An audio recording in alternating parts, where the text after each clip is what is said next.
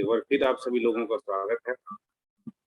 और अगर हम लोग सफलता चाहते हैं तो सफलता पाने के लिए हमें कुछ सीखना पड़ेगा और उस पे हम लोग जानेंगे कि लर्निंग की क्या क्या स्टेज होती है, कैसे हम सीख सकते हैं और सफल हो सकते हैं। चाहे आप रुपया कमाना चाहते हैं या किसी भी क्षेत्र में सफल होना चाहते हो, इन सारी बातों को आपको जानना होगा। आइए वन बाय वन हम लोग आज जानते हैं कि लेवल्स ऑफ लर्निंग क्या है, उसके बारे में समझेंगे चीजों को और विस्तार से उस पर हम लोग चर्चा करेंगे। एक मिनट, कि लेवल्स ऑफ लर्निंग क्या हैं, आज हम लोग उसी पे बात करने वाले हैं। तो लेवल्स ऑफ लर्निंग क्या क्या हैं, और तो सबसे पहले आते हैं जो सबसे पहला पॉइंट हमारा है लेवल्स ऑफ लर्निंग का। तो सबसे पहला पॉइंट है अनकॉन्शियस इनकॉम्पिटेंस। ये अपने आप में सारी बात कह देता है कि अचेतन अक्षमता। अचेतन अक्षमता कि हम अचेत हैं, हमें कोई जानकारी नहीं, आप कुछ नहीं जानते हैं।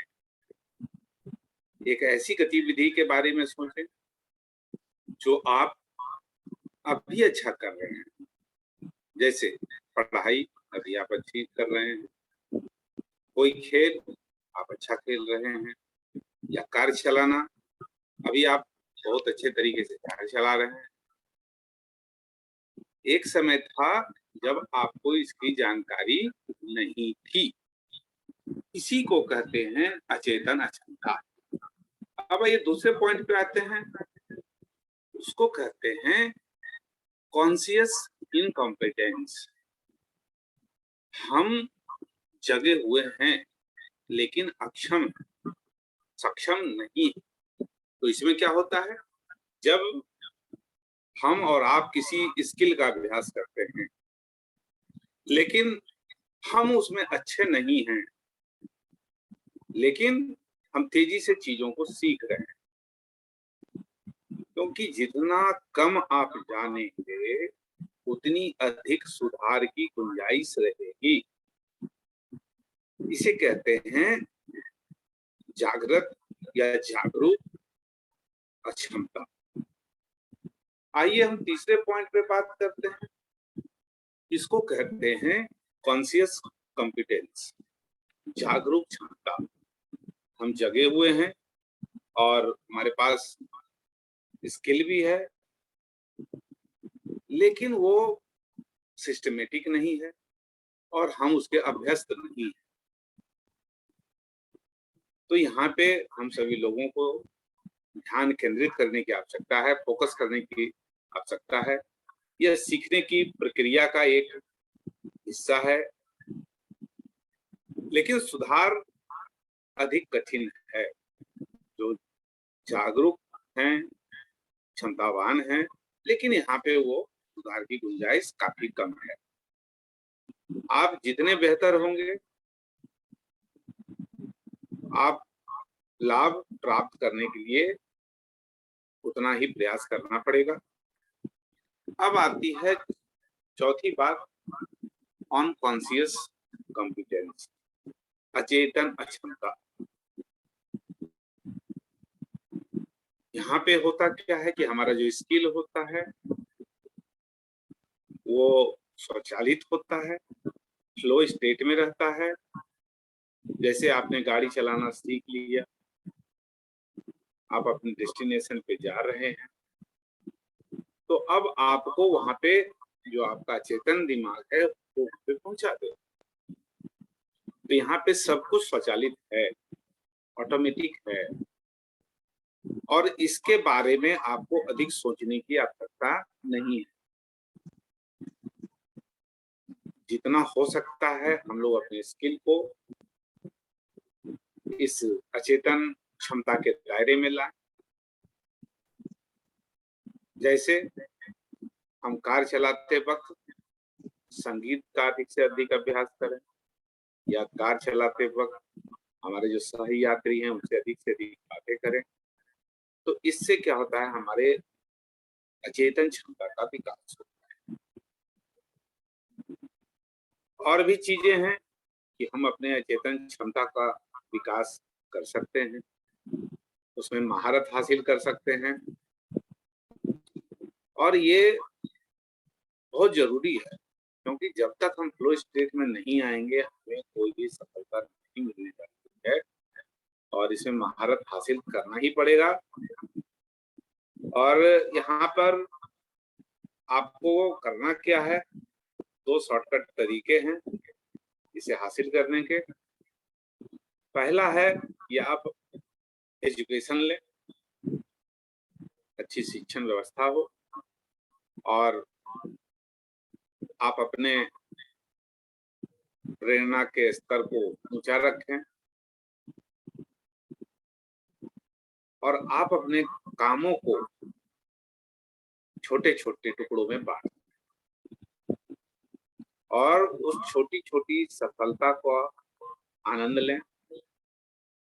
इस तरह से आप अचेतन क्षमता पे काबू पा सकते हैं। दूसरा शॉर्टकट है बहुत त्वरित गति से, तेज गति से उस पर काम करना।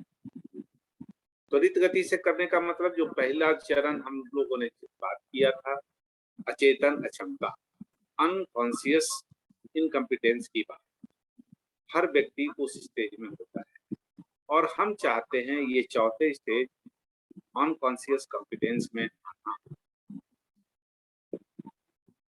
तो यहाँ पे आपको न्यूरो लिंग्विस्टिक प्रोग्रामिंग मदद करेगा। यहाँ पे आपको 2 खतरों से सावधान रहना पड़ेगा। पहली बात, कभी आपको ये लगेगी कि आप पूरी तरह से फंस गए हैं और नहीं जानते हैं कि आगे क्या करना है।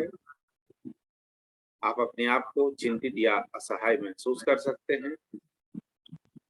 तो यहाँ पे आप चिंता के क्षेत्र में हैं, जहाँ पे आपके कार्य की कथित कठिनाई आपके पास जो मौजूद संसाधन है उससे अधिक लगती है।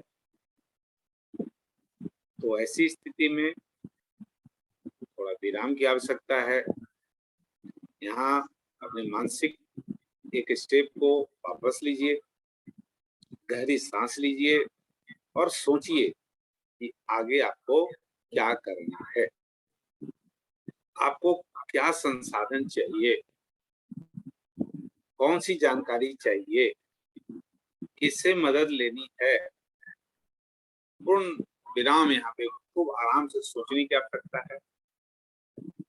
और दूसरी बात ये लगेगी कि आपको बहुत सब आसान लगेगा, ये आप हो जाएगा,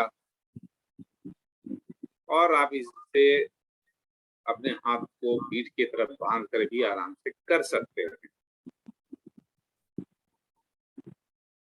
यहाँ पे आपको जो कार्य होंगे कठिनाई से अधिक बड़े प्रतीत होंगे,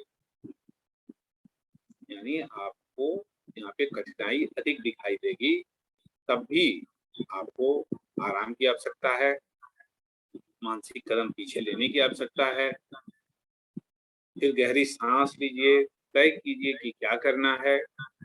हो सकता है कि आप अपने आप को कुछ और रिजल्ट